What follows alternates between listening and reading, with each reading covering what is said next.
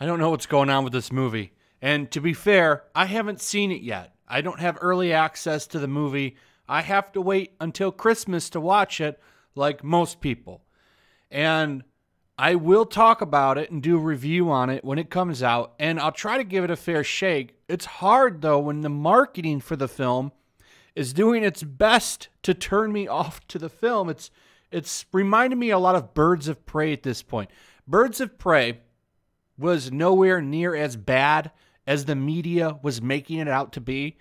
It was mostly Ewan McGregor who is running around talking about how the film is telling that it's time up for toxic men and all of this weird stuff, and how he was happy to to fight misogyny and all this weird stuff. Like, he was running around. Now, Margot Robbie did a little bit, but it was mostly Ewan McGregor running around and just talking about how he's ready to take down toxic men and all this stuff. And then I watched the movie, and it wasn't as bad as he was making it out to be. The movie had a lot of problems, but his marketing did not help the movie. The mainstream media did not help that movie with its weirdo marketing. And now it looks like they're doing the same with Wonder Woman. I don't know. I haven't seen the movie yet. Like I said, I'm going to watch it on Christmas, and then we'll talk about it either on Christmas or the day after on Saturday. I'm not sure if I'm going to put any videos out on Christmas, but we already have Patty Jenkins saying she doesn't even know if she's going to do a third one. Who knows? The movie's not doing well in China.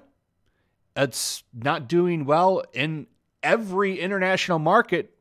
Actually, I did a video on that showing how the movie actually did really good. Made half of its box office on international market. The first one did. So it should have still made some money in international, and you could say yes, the coup is going on, but it still should have made more. You have Demon Slayer racking in money right now in Japan. And this movie made $1 million over there. That's it. So you can make excuses for it, but it's still not making any money, regardless. I saw this today, which is the whole reason I'm making this video, by the way. Gal Power. Is Wonder Woman 1984 the first Me Too superhero movie? I rolled my eyes so far back into my head. What are you doing? You know, and I said this in a previous video. The first movie was really good. It was a fun movie. It wasn't groundbreaking, but it didn't need to be. It didn't need to be. It just needed to be a fun movie. The movie was fun. Steve Trevor wasn't some weirdo. He was a normal character. He wasn't like the joke of the movie. He was a good supporting character. Like I said, I made the comparison to look at how Captain Marvel treated Nick Fury. Nick Fury was a joke in Captain Marvel. He was a joke. And the way that he got it was like almost like, let's put him through the ringer. He got his eye knocked out by a cat scratch. It was a terrible treatment of the character. Wonder Woman 1984 seems to be doing the complete opposite of what the first movie did, which I just don't understand, because that movie was a really good breakthrough for this character. You really propelled her up to the mainstream. People that maybe had never been interested in Wonder Woman got a taste of who the character is. It didn't try to be overly political, didn't slap you in the face with any agenda. And now we have this movie. We have people that are anti-Trump saying that the movie is too anti-Trump. And now this. Apparently it's going to teach men that they're a nuisance. I'm not saying this. This is what The Guardian is saying. Okay? This is what they're saying. I can't wait to see this movie, because I'm really hoping this is all blown out of proportion and it's a good movie. Okay, because I like Wonder Woman. I'm a fan of DC Comics. So, you have the Trinity, Superman, Wonder Woman, Batman. They're always good together. They're always fun. Anybody that's like Justice League knows what I'm talking about. It's a shame that this is where we're at with this movie. If this stuff turns out to be true, what the WTF? So I'm going to read a little bit of this article. We're not going to read the whole thing. But there's a scene in Wonder Woman 1984 where the luminous Diana Prince glides into a crowded party. Everyone is staring at her. But it's no Cinderella moment with admiring glances and a collective gasp. It's an expose of sexual harassment. The camera switches to Diana's POV, and we experience a series of persistent, entitled men cracking on a woman who is clearly not interested. It's a rare case of a superhero movie showing everyday sexism from the woman's point of view. Gal Gadot is a beautiful woman. I'm sure this is some ballroom scene, I'm guessing. She's a big art dealer. The way it's being set up. A beautiful woman in a very nice dress walks into a room. Yes. Usually people will look towards her. This happens in real life. So we're at this point now where you just, when you just look at a beautiful woman, that is now considered, harmful. Okay. You know, what's funny is like beautiful women actually, they usually, this is a generalization that I'm just making, but you know, enjoy some of the attention. The ones that seem to get bent out of shape about this shit are women that don't get any attention. Maybe I'm wrong. I don't know.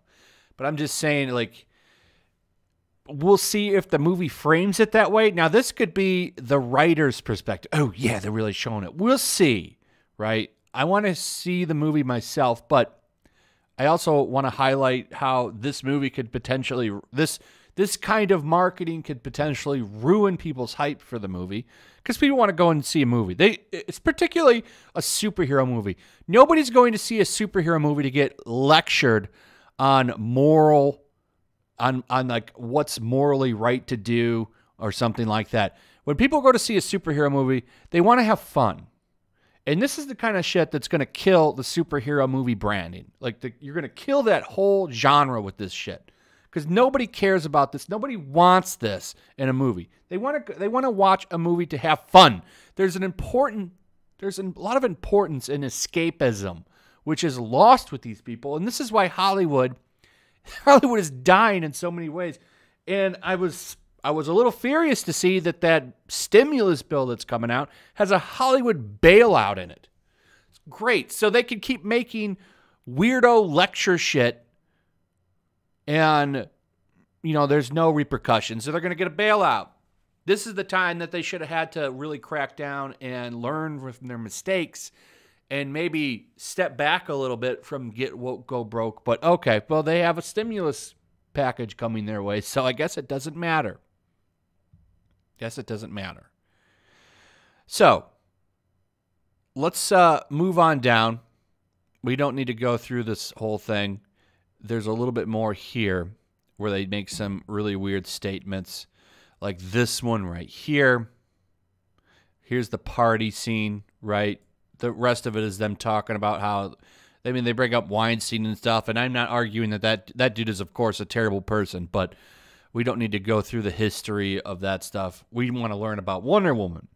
Wearisome and distracting, while remaining entirely credible. I hope that gives men watching the film some idea of the sheer irritation factor that can be involved in some sort of low-level harassment.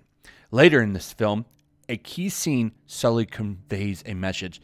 Nice guys, keep the conversation clean and don't stay there welcome. So don't flirt with women, basically. I mean, that seems to be the message. I mean, we just need to go to dating apps for everything? This is such stupid nonsense in a lot of ways. So apparently the film is telling men that they're nuisances. All right. You annoying men, get in line. This is how you turn them off to your movie, by the way. This is how you turn dudes off. This isn't the way to get them into the Wonder Woman character. This isn't the way to get them to support this movie. And it's such a shame that this movie isn't going to get a widespread domestic box office release, because we could have seen what telling men to go F themselves does to the back end of the box office for this movie. But now, you know, it's going to be on HBO Max, and it's going to get high streaming numbers because everyone's going to watch it. I mean, All you got to do is sign up for HBO Max and watch it, and then you can just cancel. So this is where we're at now. You know, they didn't learn from Birds of Prey, which was a huge disaster with this stuff. They didn't learn at all. They doubled down on it, in fact. This is so ridiculous. So, to be fair, right, this is coming from The Guardian. They might be blowing this out of proportion. We'll all find out in a couple of days. The 25th is right around the corner, and we'll find out if this is actually a good movie or not. I don't know. I hope it is. I liked the first one. I would hope that they would just make another good movie, but it seems like that's too much asked for in today's Hollywood. Anyway, let me know what you guys think. Are you going to sign up for HBO Max to watch this? Or are you going to try to sail the 7 seas to watch it? I don't know. Let me know what you are planning to do. Do you think this movie is lost? Have you seen the movie? What did you think about it? Leave me some comments on that. Also, if you would please like, subscribe, share the video. Make sure you're still subscribed. Subscribe if you're new. Hit that notification bell. And I'll see you guys on the next one. Peace. Also, if you want to help support the channel, check out my Teespring store. There's a link in the description. You can find some merchandise in there that you might want to check out.